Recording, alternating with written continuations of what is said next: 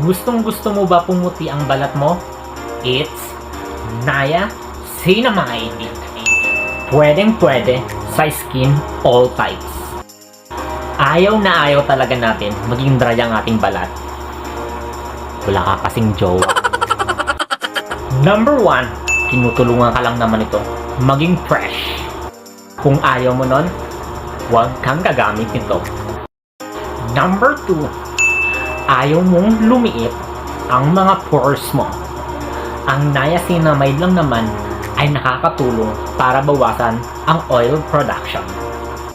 Kapag mas onte ang oil, mas onte ang bako-bako. Ang pores mo. Number 3, ayaw kang protektahan ng jowa mo na maging fresh ang skin mo.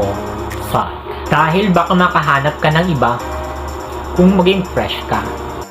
Ang